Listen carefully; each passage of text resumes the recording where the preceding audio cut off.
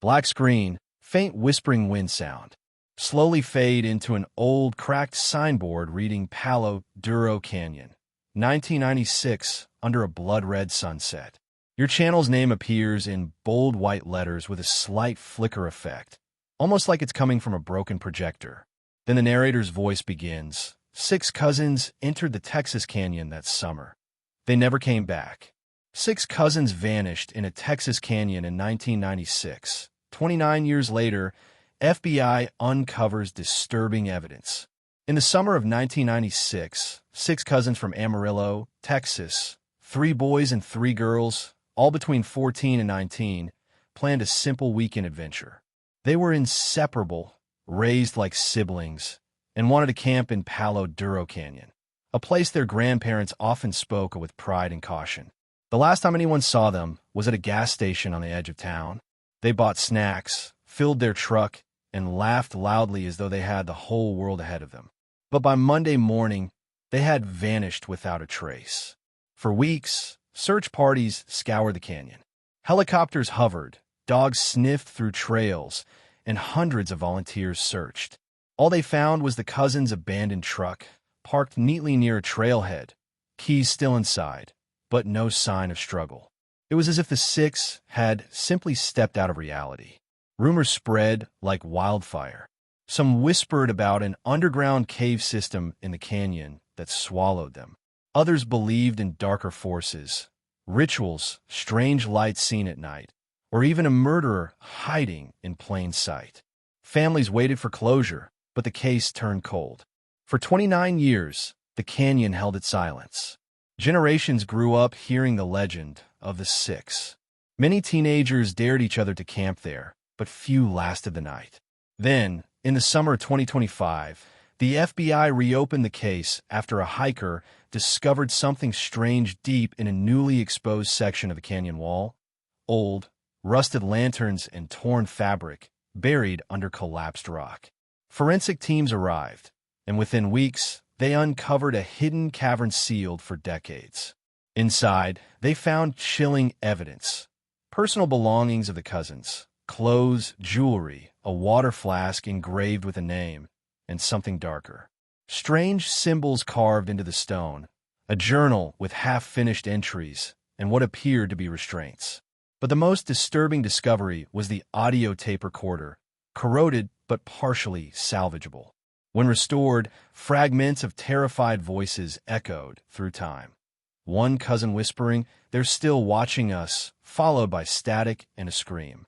The canyon had finally given up its secret, but it only raised more questions than answers. Who had been watching? Why were they taken? And how did the truth stay buried for nearly 3 decades? The summer of 1996 was unusually hot in Texas, yet the Palo Duro Canyon carried an eerie stillness that year. Locals described the nights as unnervingly quiet, as if the usual chorus of coyotes, owls, and crickets had all vanished. Even the wind, which normally whistled through the jagged cliffs, seemed to have hushed, leaving behind a silence that was almost suffocating. Families in Amarillo, Canyon, and surrounding towns often visited Palo Duro for picnics, horseback riding, and camping. But that summer, something about the canyon fell off. Parents warned their children not to linger too long in the deep trails, and older ranchers muttered that the land is restless. These whispers grew louder when several hikers claimed they heard voices echoing in the distance, voices that didn't belong to anyone nearby. During the day, the canyon looked breathtaking, towering red rock walls, sunlight bouncing off ancient formations, and trails that stretched endlessly into the wilderness. But at dusk, everything changed. Shadows stretched unnaturally long, and the air grew thick, heavy, as though the canyon itself was holding its breath. People who spent the night there reported waking up to the unsettling feeling of being watched. The law enforcement officers who patrolled the area also noticed strange patterns. Reports came in of campers missing items, flashlights, food, even shoes, but no footprints were ever found. More than once, an officer swore he saw flickering lights deep in the canyon at night, like lanterns being carried by invisible hands. When search teams went to investigate, The lights were gone, leaving nothing but scorched patches of dirt to be by July. The local sheriff's office had quietly filed away over a dozen unusual incident reports. Strange noises, missing gear, unsettling encounters. Yet nothing was conclusive enough to raise alarms. To outsiders, Palo Duro was still just a scenic escape, but to the locals, it had turned into a place of unease. The silence wasn't just physical, it was emotional too. Longtime residents described an unshakable heaviness when they entered the canyon, as if grief itself lived between the rocks. One old woman, who lived near the edge of the park, said she would sit on her porch at night and hear crying, soft, muffled, like children lost in the dark. When she reported it, deputies shrugged it off, saying sound carried strangely in the canyon. Superstitions began circulating once again, the kind that had been buried under decades of modernity. Old Comanche legends resurfaced, tales of spirits trapped in the canyon since before settlers came. Some said the silence was a warning, that the land was reclaiming itself, hungry for something it had been denied. Others whispered about shadows that moved against the walls, shapes that were neither human nor animal. Truckers passing along the nearby highways claimed they saw figures standing on the canyon's ridges at night. 6, sometimes 7 silhouettes, motionless, watching the roads below. When the drivers blinked or looked again, the figures were gone. Most dismissed it as exhaustion from long hours, but those who grew up near Palo Duro insisted these sightings were too common to be coincidences. The sheriff himself avoided discussing the unease, but privately admitted to his deputies that he never liked being in the canyon after dark. He recalled the unsettling quiet, how even his dog would whimper and refuse to move forward. Something about the land seemed unnatural, like it was waiting for the right moment to strike. And it was in the midst of this silence, this uneasy backdrop of strange sightings and whispers, that 6 cousins prepared for their summer adventure. They laughed off the warnings, brushed aside the unease, and stepped straight into a canyon that had already been holding its breath far too long.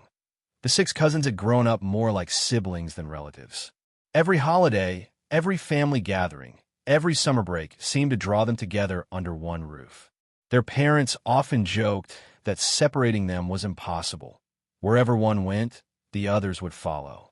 To the outside world, they were just a group of teenagers, but within the family, they were a unit bound by loyalty and shared secrets. The oldest was Rebecca, at 19, calm and responsible. She was the one who carried a notebook everywhere, jotting down stories, sketches, or thoughts about life. The younger cousins often leaned on her for guidance, and she enjoyed being the unofficial leader of their adventures. Her presence alone seemed to reassure the rest that everything would be fine. Next was Daniel, 18, Rebecca's younger brother. He had a restless energy, the kind of teenager who was always searching for thrills, cliff jumping, racing down country roads, sneaking into abandoned barns at night. Daniel was the risk-taker, the one who suggested adventures that made the others nervous, but none of them could resist his enthusiasm. Hannah, 17, was the quiet one of the group. She loved photography and rarely went anywhere without her small black camera hanging from her neck. She had an eye for capturing moments the others often overlooked. A flower breaking through cracked soil, a shadow falling strangely on a wall, or the haunting stillness of the canyon cliffs. Then came Michael, 16, a boy with a curious mind and an interest in maps and history. He was fascinated by the stories their grandparents told about Palo Duro Canyon, especially the legends of hidden caves and ancient carvings. Michael wasn't the bravest, but he was sharp, always pointing out details the others missed. Sarah, 15, was the most outgoing. She had a loud laugh, endless energy, and a habit of teasing her cousins when things got too serious. If Rebecca was the leader and Daniel the adventurer, Sarah was the spark that kept everyone entertained. Her optimism could brighten even the darkest nights, something the others cherished more than they realized. The youngest was Jacob, only 14. Still caught between childhood and adolescence, he idolized his older cousins. Whatever they did, he wanted to do too, even if it scared him. Though sometimes clumsy and easily frightened, Jacob's loyalty was unmatched. The others teased him, but they also protected him fiercely. He was in many ways the glue that kept them soft in moments that could have grown too heavy. Together, the six shared an unspoken rule: no secrets. They told each other everything, from crushes to fears, from silly dreams to family arguments overheard late at night. That trust created a closeness few families ever experienced. And when one cousin suggested an adventure, none of the others would dare say no. It would have felt like breaking a sacred pact. Their bond was tested many times before. Nights spent sneaking into forbidden places, getting lost in fields, or caught in summer storms. But each time, they laughed afterward, swearing that nothing in the world could separate them. It was this unwavering faith in their unity that made the idea of camping in Palo Duro Canyon feel so natural, so harmless, despite the warnings whispered by the elders. What none of them knew, as they packed their bags and teased one another about who would scream first if they saw a snake, was that this shared trust, their strongest bond, would soon lead them straight into the heart of a mystery darker than anything they had ever dared to imagine. The cousins had been planning the trip for weeks, scribbling ideas on scraps of paper and late-night phone calls that stretched until sunrise. To them, the canyon wasn't just another destination. It was a rite of passage. They wanted to prove to themselves, and perhaps to the entire town, that they weren't just kids anymore. They were explorers, adventurers, ready to claim their own story. The excitement grew with each day closer to their departure. Rebecca made a list of supplies: sleeping bags, lanterns, a camping stove, and Hannah's beloved camera. Daniel insisted on bringing his pocket knife and a pack of fireworks he had stashed away, claiming they would make the night unforgettable. Michael carried a hand-drawn map he had traced from old park records, with tiny X marks where he believed hidden caves might be waiting. Sarah and Jacob added their own touches to the preparation. Sarah collected snacks and insisted on bringing a portable radio, saying no trip was complete without music. Jacob, wanting to contribute, packed extra batteries and his flashlight, the brightest one in the family, proud that he had something important to offer. Each cousin, in their own way, added to the anticipation of the journey. The night before they left, the cousins sat on Rebecca's porch, sharing sodas and talking about what the weekend would be like. They laughed at the idea of ghosts and canyon legends, daring each other to stay out the entire night without flinching. Jacob nervously asked what they would do if they heard something strange, and Daniel smirked, promising that he'd chase away whatever monster tried to bother them. The others laughed, not knowing how much those words would haunt them later. Their parents didn't worry much. After all, the cousins were responsible and had gone camping before. Palo Duro Canyon was a familiar landmark, vast, beautiful, and visited by families all the time. No one could have imagined that this ordinary weekend trip would spiral into one of Texas's darkest mysteries. The trust their parents placed in them only added to the cousins' sense of freedom. On the morning of their departure, the truck was loaded with gear and laughter. Neighbors waved as they drove off. 6 teenagers squeezed together, windows down, hair whipping in the wind. To anyone watching, it was a picture of pure innocence and joy, an image that would linger painfully in the memories of those left behind. The gas station stop was their last known sighting. A clerk remembered them joking as they bought sodas, chips, and a bag of marshmallows. Hannah even snapped a photo of them all standing outside by the pumps, arms around each other, grinning at the camera. That photograph, later found in her camera, would become the final happy image of the cousins together. As the truck rolled toward Palo Duro, excitement filled the cab. Michael traced routes on his map. Sarah turned up the radio, and Rebecca reminded everyone of their plan: hike down to the river, camp overnight, and maybe explore some of the lesser-known trails. Jacob sat pressed against the window, wide-eyed, watching the canyon walls rise higher as they neared. By the time they reached the trailhead, the sun was sliding lower in the sky, painting the rocks in deep crimson and gold. They were buzzing with energy, unloading their bags, and joking about who would carry the heaviest load. Daniel shouted that they were about to make history, while Rebecca smiled at his dramatics, secretly hoping this trip would be one they'd remember for the rest of their lives. None of them realized how heavy those words truly were. Their laughter echoed into the canyon as they set off down the trail, unaware that the adventure they had been so eager for would soon twist into a nightmare that even their strongest bond could not protect them from. The gas station on the edge of town was the kind of place everyone passed through, but few remembered. A single neon sign buzzed faintly, flickering against the twilight sky, while the smell of gasoline mixed with the faint aroma of fried food from the diner next door. On that evening in 1996, it became the stage for the last ordinary moment in the cousins' lives. The clerk behind the counter, an older man with thick glasses, remembered them well. 6 teenagers, full of laughter and noise, bursting through the door as if they had no worries in the world. They carried the kind of energy that made the quiet store feel alive for the first time in weeks. He later admitted he enjoyed watching them argue over snacks, each cousin fighting to have their favorite chosen for the trip. Hannah drifted toward the magazine rack, flipping through glossy pages while her camera dangled from her neck. Sarah bounced from aisle to aisle, holding up candy bars and chips, asking the others to vote on which ones were best. Rebecca counted items carefully, making sure they stayed within the budget she had set. It was a scene so ordinary, so familiar, that no one could have guessed its importance at the time. Outside, Daniel leaned against the truck, joking with Michael about the adventure they were about to begin. He pointed at the map Michael held, teasing him about how unnecessary it was. "You think we're going to get lost?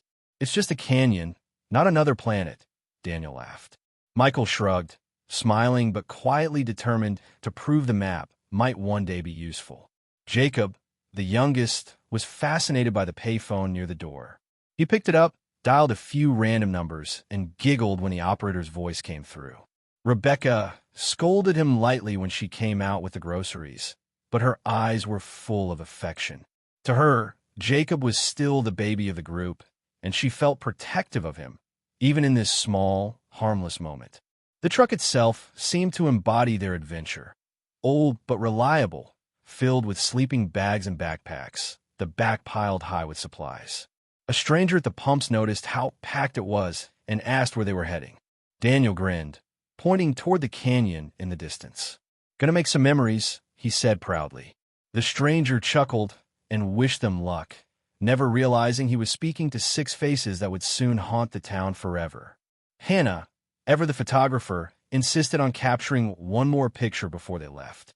She lined them up by the pumps, Rebecca in the middle, Daniel throwing up peace signs, Sarah leaning against the truck with a grin, Michael pretending to look serious with the map, and Jacob squinting into the fading sunlight. The shutter clicked, freezing that moment forever.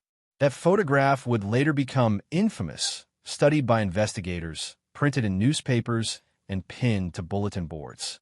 Parents of the cousins stared at it endlessly, hoping to find some hidden clue in the smiles, some warning in their eyes. But at the time, it was nothing more than a happy snapshot of youth on the edge of adventure. When they finally piled back into the truck, the clerk glanced out the window one last time.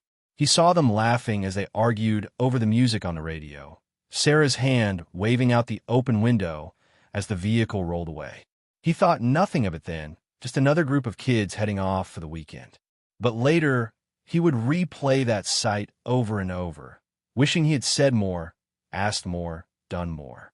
As the taillights disappeared into the distance, the sun dipped below the horizon, leaving the gas station bathed in shadows. That was the last time anyone in town saw the 6 cousins alive.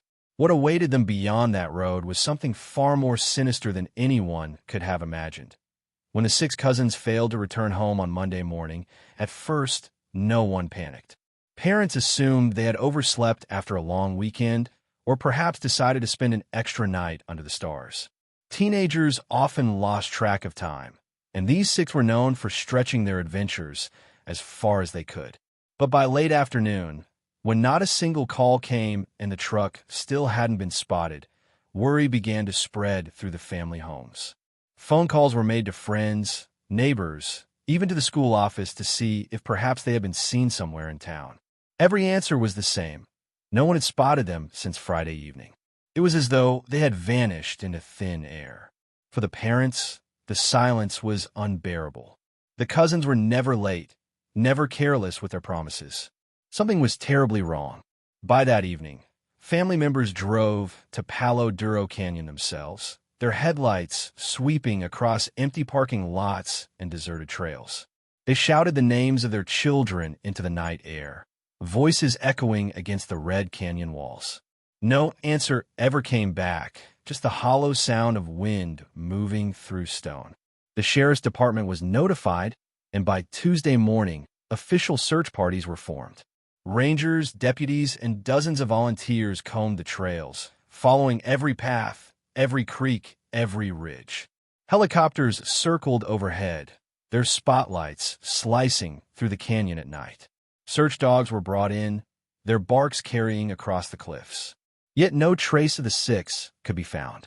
The shock quickly spread beyond the families.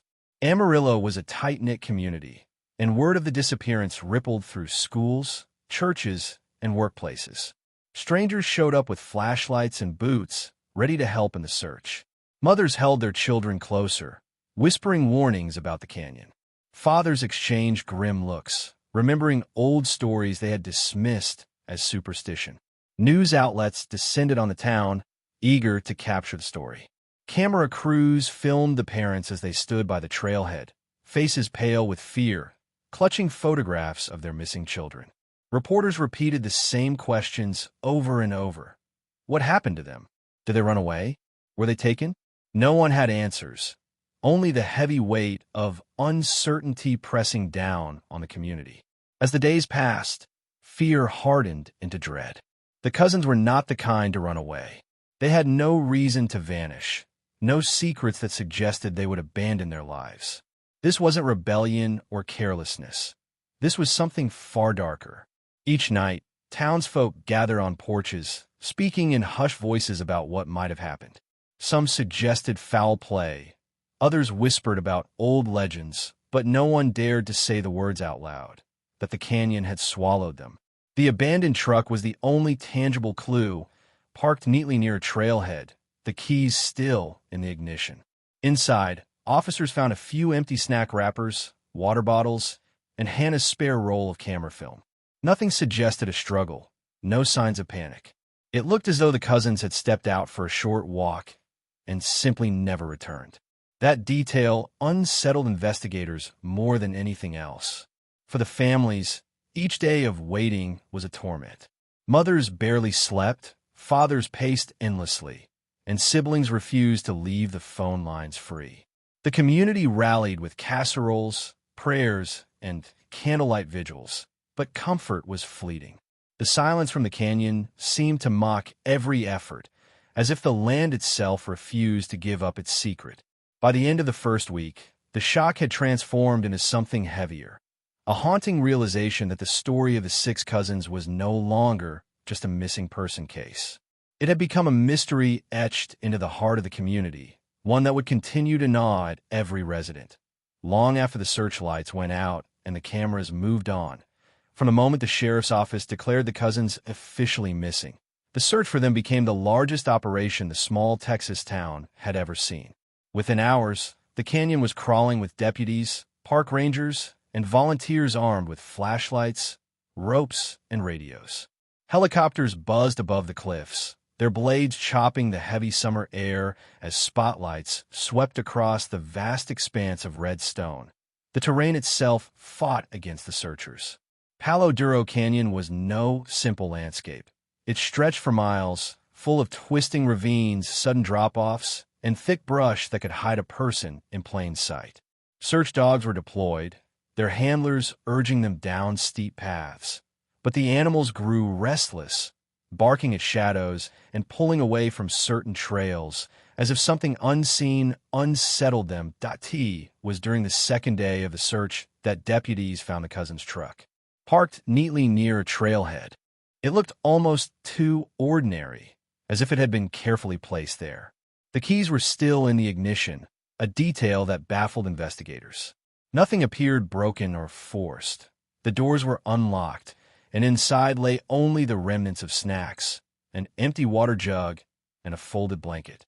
To the sheriff, the truck was the first true clue. But it also raised more questions than it answered. Why would 6 teenagers leave their vehicle, with supplies still inside, and vanish into the canyon? Why hadn't they taken the keys? Why was everything so strangely neat? It was a detail that gnawed at him, something that didn't align with the chaos of a simple accident or wandering too far. Volunteers gathered near the truck, forming search lines that fanned out across the trails. They combed through brush, scanned riverbeds, and climbed precarious cliffs, shouting the cousins' names until their voices cracked. Each call echoed back against the canyon walls, but no response came. It was as if the canyon absorbed the sound and swallowed it whole. Some searchers swore they found footprints near the trailhead, but they led nowhere. The prints seemed to stop suddenly, vanishing into hard rock as though the ground itself had erased them. Others claimed to see flashes of light in the distance at night, flickers like lanterns being carried through the canyon. But when teams moved toward them, the lights disappeared, leaving only silence. The truck quickly became the center of the investigation. FBI agents, called in after local efforts stalled, dusted the interior for fingerprints. They found only those of the cousins, no strangers. Hannah's spare camera film lay in the glove compartment, untouched. Sarah's radio sat in the back seat, batteries dead.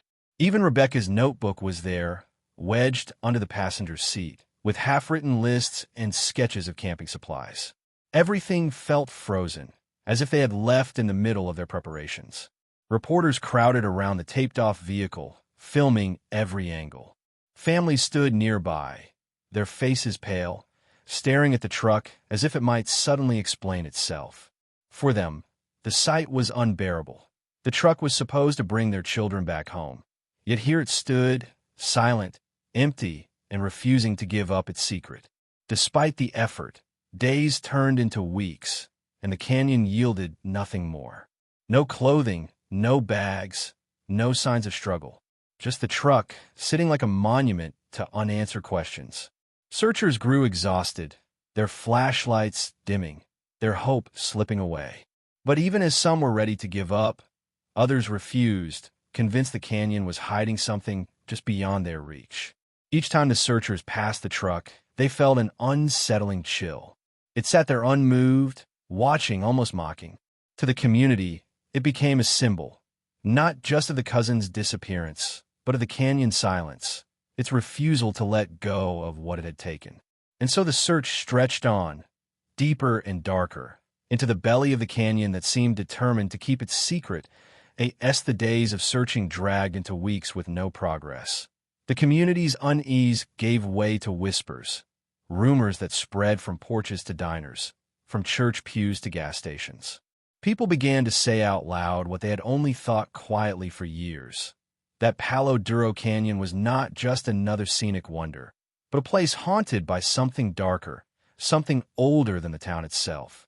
Some of the elders recalled the old Comanche legends, stories that had been passed down but often dismissed as folklore.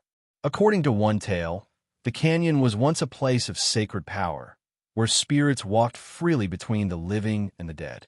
Disturbing that ground without respect, they warned, could invite the wrath of entities unseen.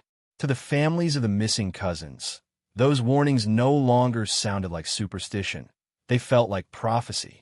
Others spoke of ghost lights, eerie orbs that had been spotted dancing along the canyon ridges for decades. Hunters, hikers, and even truckers swore they had seen glowing spheres floating in the darkness, moving in patterns too deliberate to be mistaken for fireflies. Some believed the cousins had followed those lights, lured into the depths of the canyon, never to return. Then there were the rumors of a hidden network of caves, tunnels carved deep into the canyon walls, used long ago for shelter or perhaps for darker rituals. Michael's fascination with old maps resurfaced in hushed conversations.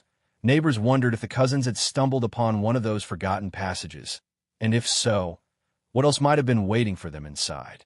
Strange sightings from years past were suddenly remembered with sharp clarity.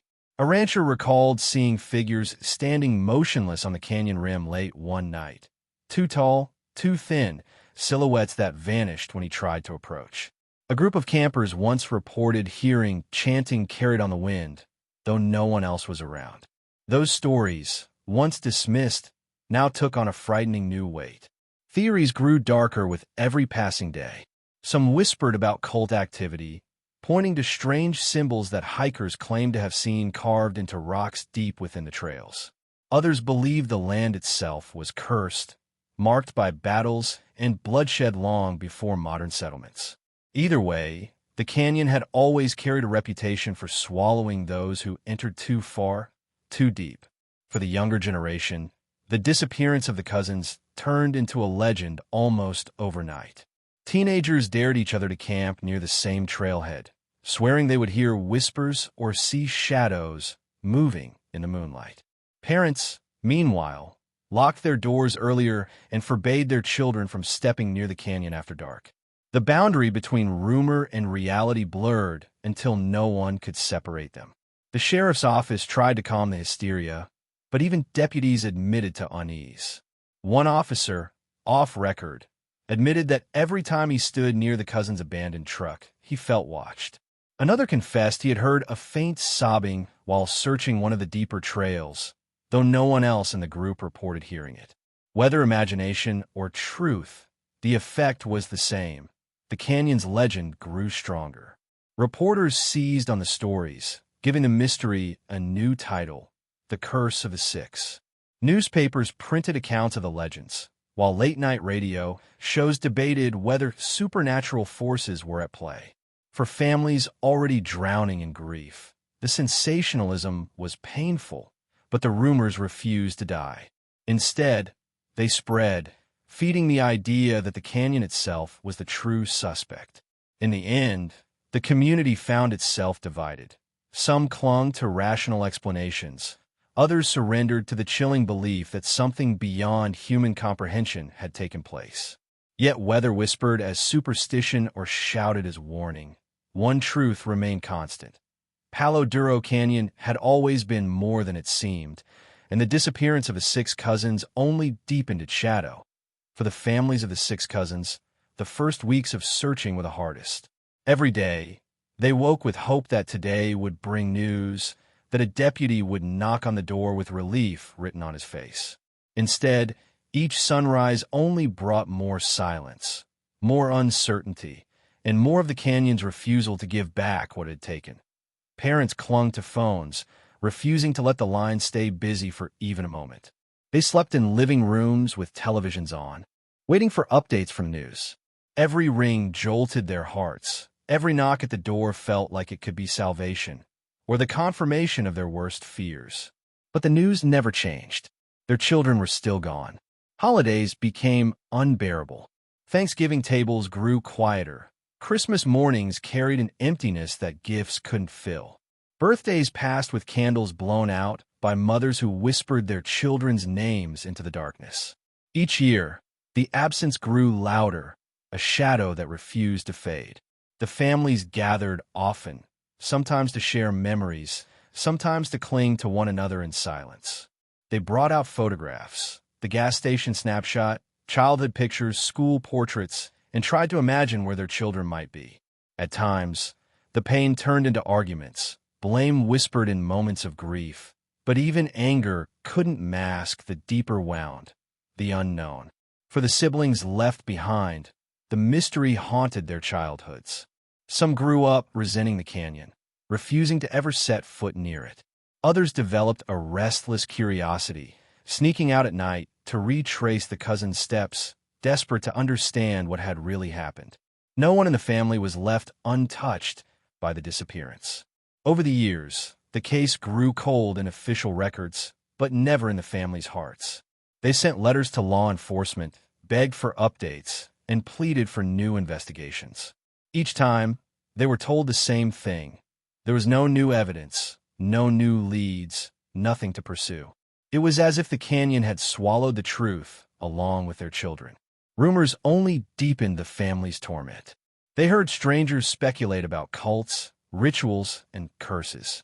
They saw their children's faces on television, framed in dramatic headlines about the canyon's mysteries. Some parents refused to watch, while others clipped every article, stacking them in boxes that filled entire closets, as if collecting the world's questions might one day lead to an answer.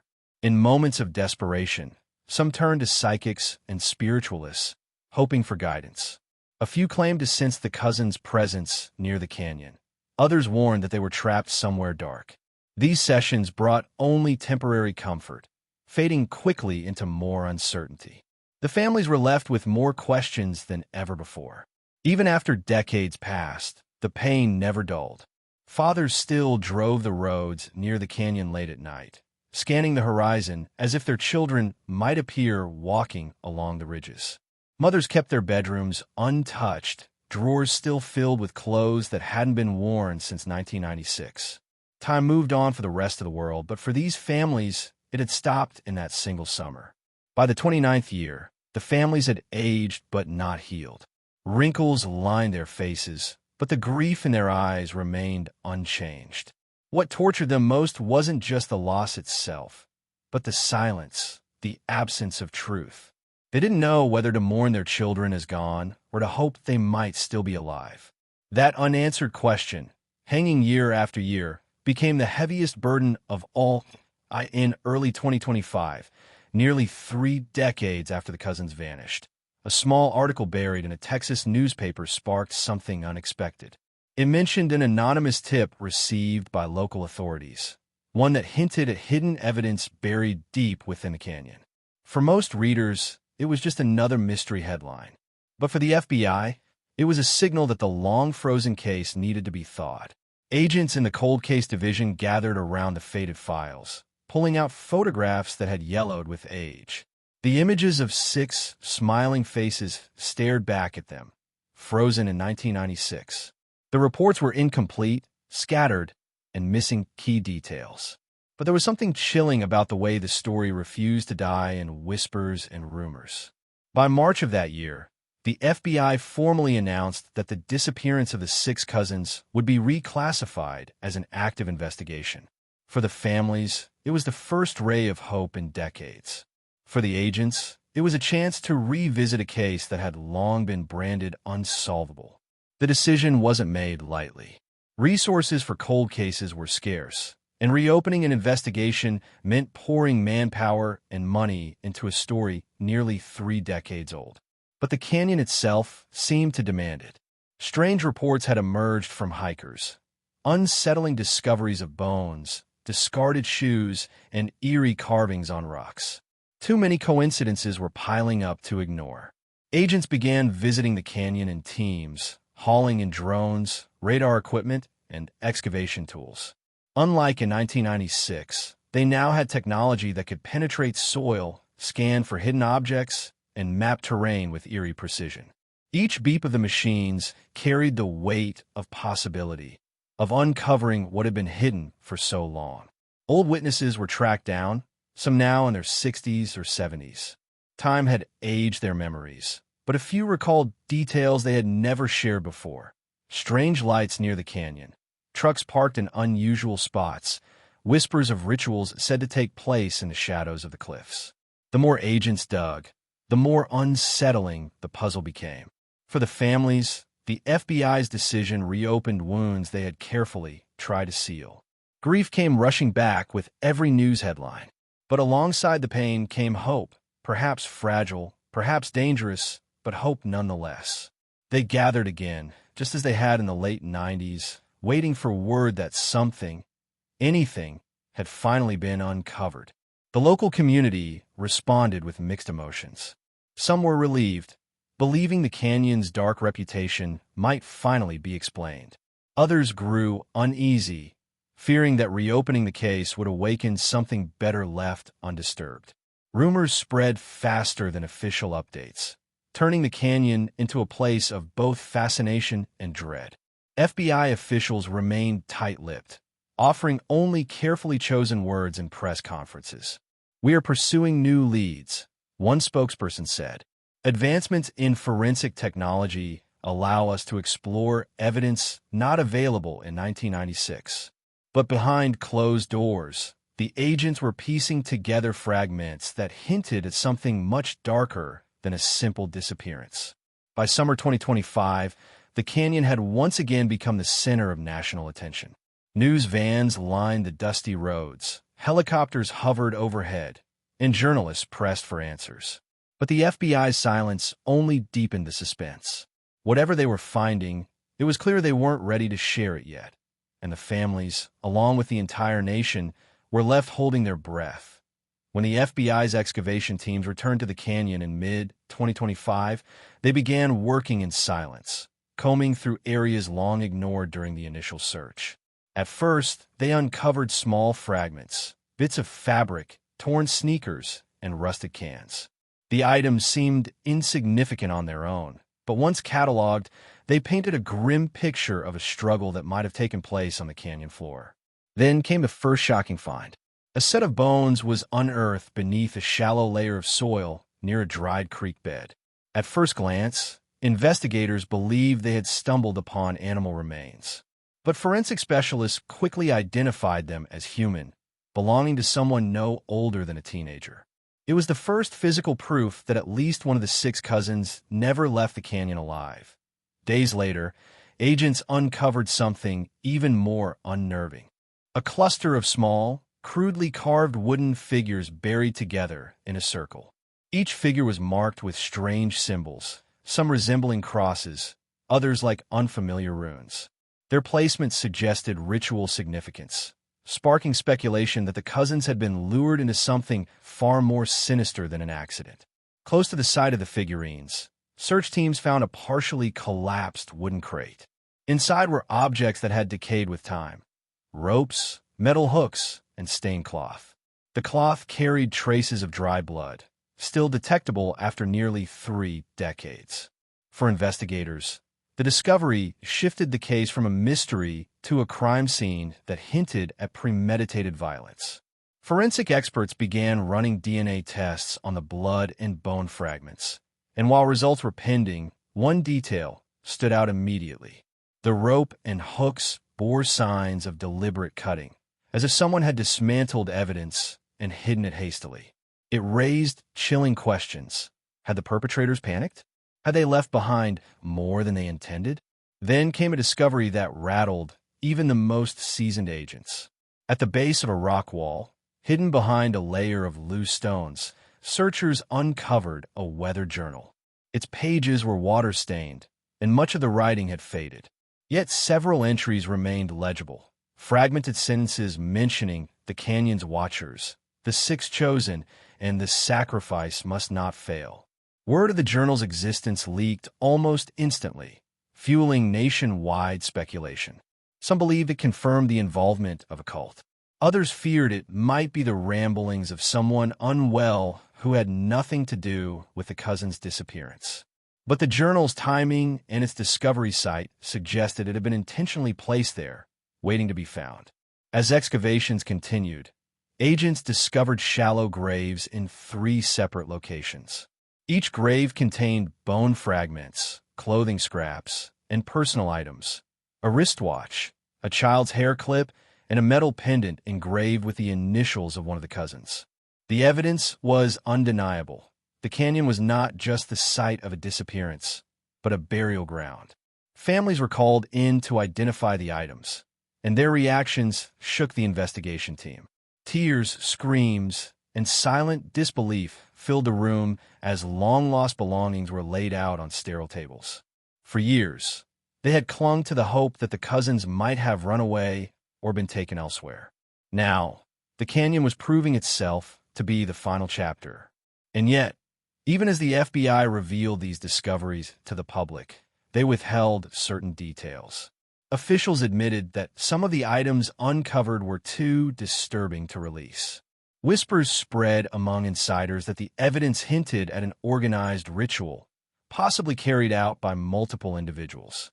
The canyon had given up its secrets, but those secrets were only getting darker, and the world was left to wonder what more remained buried in its shadows.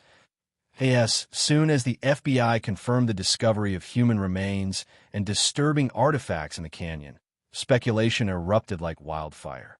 News outlets across Texas and the entire country seized the story, piecing together every rumor and fragment. Television anchors debated late into the night.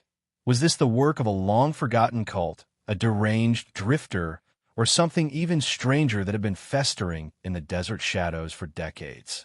Some theorists pointed to the crude wooden figurines found near the burial site, claiming they bore resemblance to symbols used in obscure occult practices from the late 20th century. A handful of academics even suggested connections to secret societies that were rumored to operate in isolated parts of Texas during the 1990s. For the public, these explanations added layers of mystery, but for the families, they deepened the horror. They began to ask whether their children had been targeted, not by chance, but by design.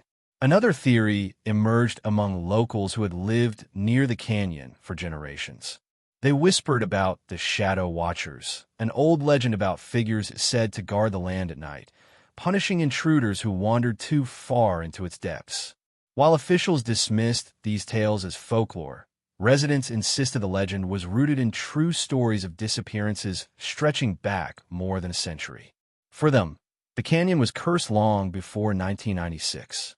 Paranormal investigators, always quick to join in when tragedy mingled with mystery, arrived at the site with cameras and recording equipment.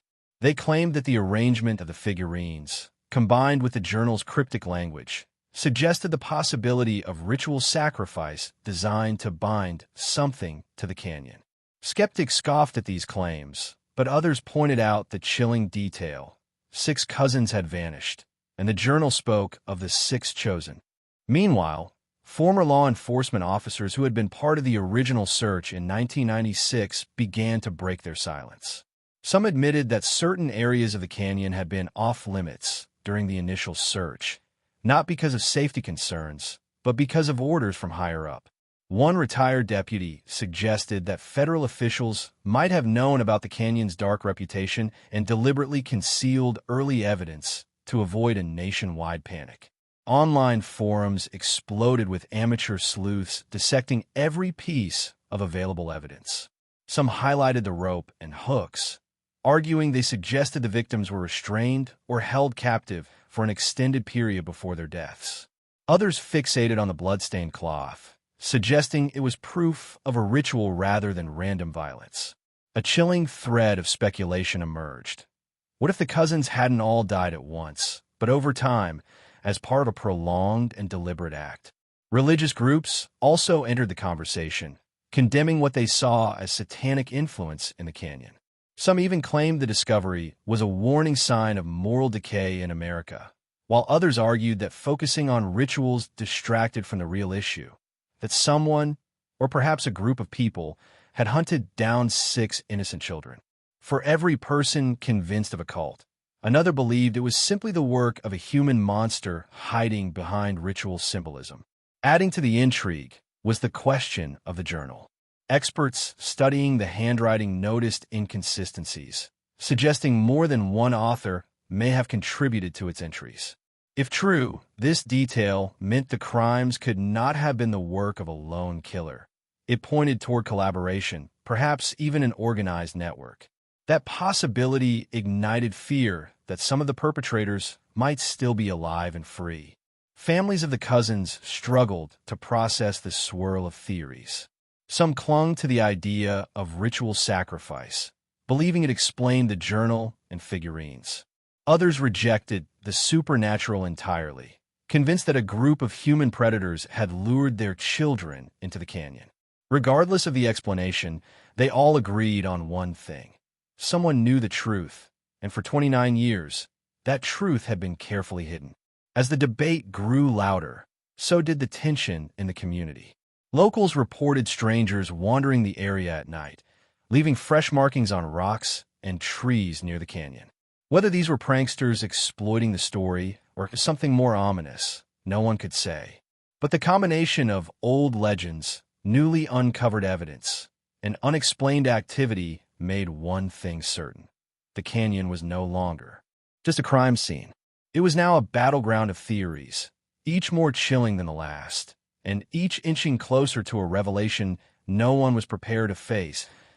As investigators combed through the disturbing artifacts, one detail stood out: a set of initials carved into one of the wooden figurines.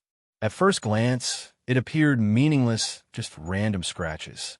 But a forensic analyst cross-referenced the letters with old case files and noticed a chilling coincidence. The same initials matched the name of a boy who had vanished in New Mexico in 1992 under eerily similar circumstances. That discovery sent shockwaves through the FBI task force. What had seemed like an isolated tragedy in the Texas Canyon now hinted at a wider pattern. Agents began pulling dusty files from archives, examining reports of missing children and teenagers across the Southwest during the late 1980s and 1990s. Each time, they found similarities: a remote location, groups of young victims, and little to no physical evidence left behind. One file from Arizona described 3 siblings who vanished while on a family camping trip. Another from Oklahoma mentioned 2 cousins who went missing after exploring an abandoned farmhouse. In both cases, local police had closed the investigations within months, citing lack of leads. Now, with the canyon evidence, those forgotten cases suddenly carried new weight, suggesting they may have been part of something much larger. The most disturbing connection came when investigators reviewed photographs from the Arizona case. In the background of one image, taken days before the children vanished, stood a crude wooden figurine, almost identical to those found buried near the cousins in Texas. It had gone unnoticed at the time, dismissed as a child's toy, but now it looked like a signature, a calling card left behind by whoever was responsible. Journal experts also began decoding the writings found at the canyon. Some phrases appeared to reference journeys across states and gatherings under stars, as if the author had traveled from place to place repeating rituals. If this interpretation was correct, the Texas cousins were not the only victims. They were part of a wider series of vanishings stretching across state lines, carefully concealed for decades. The bloodstained cloth offered another clue. Lab results showed traces of a rare dye used in fabric manufacturing during the early 1990s. FBI analysts tracked the dye to a company that supplied uniforms for private security firms operating in Texas and neighboring states. This raised new questions. Were the perpetrators outsiders moving through, or were they insiders with access to restricted areas and resources? As the evidence mounted, the FBI grew increasingly concerned about how deep the rabbit hole might go. If the same group was tied to disappearances across multiple states, then the Texas Canyon wasn't just a burial ground. It was a central piece in a decades-long puzzle. The possibility of organized abductions, ritualistic or otherwise, was no longer a theory, but a haunting probability. When these connections became public, the families of the other missing children demanded answers. For years, many of them had been told their cases were isolated tragedies with no chance of resolution. Now, they learned that their pain might be linked to the same forces that had taken the 6 cousins in 1996. The anguish turned into outrage as families accused authorities of failing to see the connection sooner. Law enforcement agencies across the Southwest reopened dormant files, revisiting crime scenes long abandoned to dust and memory. Old witnesses were tracked down, and new evidence was tested with modern forensic tools. In some instances, strange details emerged: a campsite with strange carvings on trees, a farmhouse with symbols etched into cellar walls, a desert cave littered with burnt clothing. Each discovery seemed to echo the canyon's dark secrets. The more the FBI dug, the clearer it became that the Texas Canyon was not an anomaly, but part of a sinister map spanning years and miles. But who had drawn that map? And why had the trail of horror been allowed to remain hidden for nearly 3 decades? Those questions loomed larger with every new file opened, pushing investigators deeper into the chilling possibility that they were not hunting an individual, but a network, one that may still be active as the FBI's revelations spread through Texas and beyond. People who had long buried memories of that summer in 1996 began to come forward. Some were hesitant, unsure if what they remembered was useful, while others carried secrets that had haunted them for nearly 3 decades. Suddenly, the canyon wasn't just a site of loss. It was a place tied to countless forgotten whispers, each adding new shadows to the case. The first witness was an elderly rancher who lived a few miles from the canyon. He recalled hearing strange noises on the night the cousins disappeared, distant screams carried by the wind. At the time, he dismissed them as coyotes or wild animals. But now, with the news of the canyon discoveries, he admitted the cries sounded human, like children in distress. His testimony reignited chilling questions about how close others had been to the truth. Another account came from a former park ranger who had worked the canyon area in the mid-1990s. He revealed that he had once stumbled across a group of individuals gathered around a campfire late at night, far from designated camping zones. When he approached, the group quickly dispersed into the darkness, leaving behind scorched rocks and fragments of fabric. Though he filed a report back then, his superiors dismissed it as trespassing with no link to the missing cousins. A truck driver passing through the region in 1996 also stepped forward. He remembered seeing a van parked along a dirt road near the canyon just days after the cousins vanished. The vehicle had no license plate, and inside he noticed what looked like sleeping bags piled in the back. At the time, he assumed it belonged to travelers or campers, but now, the image of that van haunted him, as if he had unknowingly witnessed a piece of the puzzle. Even more unsettling was the testimony of a woman who had been a teenager in 1996. She admitted that on the night of the disappearance, she and her friends were exploring the canyon when they heard rhythmic chanting echoing through the trees. At first, they thought it was part of a prank or local folklore, but the sound grew louder, followed by the flicker of torches. Terrified, they fled and never spoke of it again until the FBI's recent findings forced her to break her silence. Several former law enforcement officers also confessed that they remembered odd reports surfacing around that time, but were pressured to focus on more plausible theories, such as runaway teens or accidents. One deputy revealed he had found footprints leading deeper into the canyon that didn't match the size or shape of the cousins' shoes. His discovery was never logged officially, a decision he still regretted decades later. Even more unsettling was the testimony of a woman who had been a teenager in 1996. She admitted that on the night of the disappearance, she and her friends were exploring the canyon when they heard rhythmic chanting echoing through the trees. At first, they thought it was part of a prank or local folklore, but the sound grew louder, followed by the flicker of torches. Terrified, they fled and never spoke of it again until the FBI's recent findings forced her to break her silence.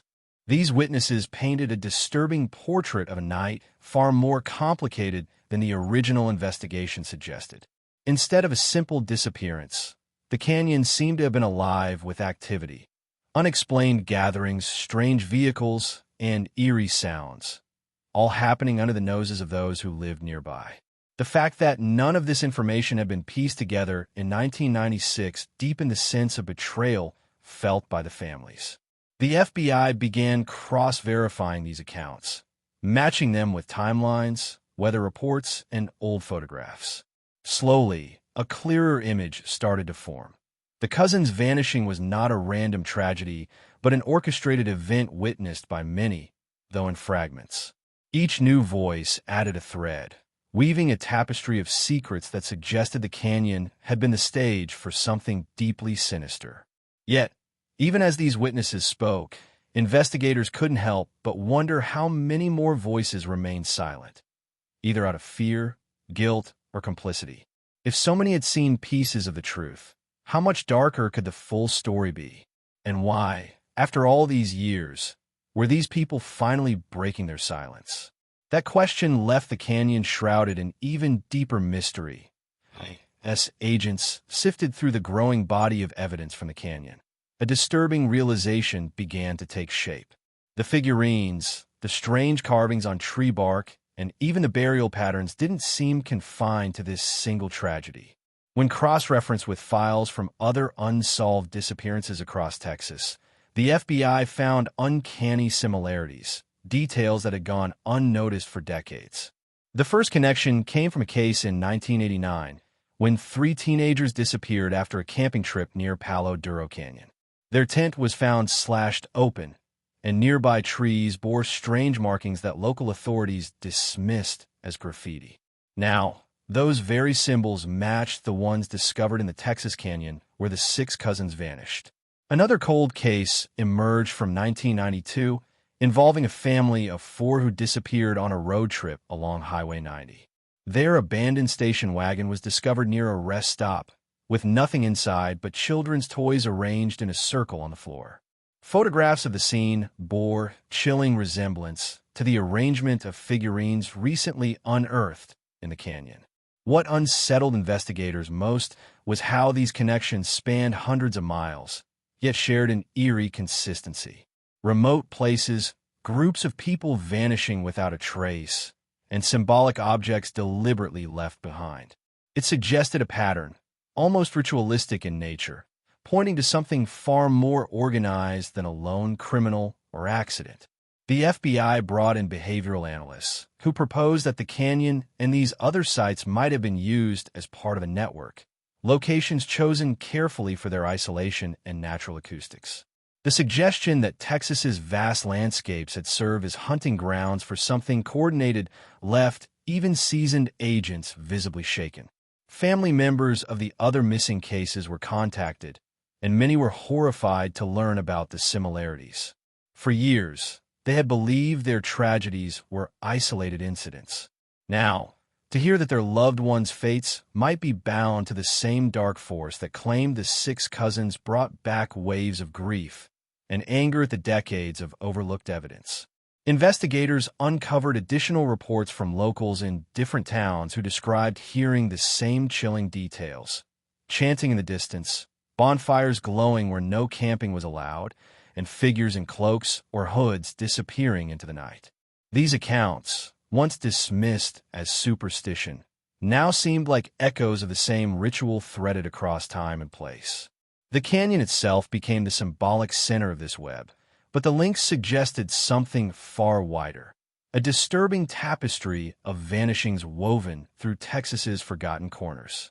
If the six cousins' disappearance was one strand of that tapestry, how many others have been quietly erased without ever being tied together? Journalists picked up on these revelations and began digging into archives of old newspapers, uncovering scattered stories of missing hikers, abandoned campsites, and unexplained fires stretching back into the 1970s.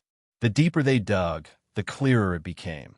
This was no isolated tragedy, but part of a much larger, hidden history of disappearances. For the FBI, the connections brought both clarity and dread. Clarity, because the six cousins case was finally revealing its broader context. Dread, because the scope was staggering. The canyon was no longer just a crime scene. It was a doorway into something sprawling, sinister, and still unsolved. And with each link uncovered, the sense grew that the story was far from over as the FBI closed their files for the night and packed away the evidence. One reality remained. The canyon had kept its silence for 29 years, and it seemed determined to keep it forever. The six cousins had vanished without a trace, leaving behind only fragments of a story too fractured to solve. The bones, the symbols, the whispers, all of it pointed to a truth too dark for anyone to speak aloud. For the families, closure never came. Instead, their grief stretched across decades, settling like a shadow that refused to lift. Even as officials declared the case under review, the parents and siblings of the lost cousins clung to a painful uncertainty. Were their loved ones the victims of a crime, a curse, or something the human mind could never explain? And in the small Texas town near the canyon, the locals still tell stories when night falls. They speak of strange lights moving across the cliffs, of laughter carried on the wind, of figures glimpsed in the moonlight that vanish when approached. Some say the canyon is cursed. Others believe it hides a cult's dark legacy, and a few whisper that the land itself is alive, feeding on those who dare enter. The FBI's discoveries in 2025 did not close the case. They only deepened the mystery. The canyon remains untouched, its silence unbroken, its history unresolved. Travelers still pass by its edges, glancing nervously into the shadows, wondering if the ghosts of 1996 still linger there. And so the story of the 6 vanished cousins remains one of the most haunting unsolved mysteries in American history, an open wound that time refuses to heal. What really happened in that canyon may never be known, but one thing is certain. The land remembers, and it is still waiting.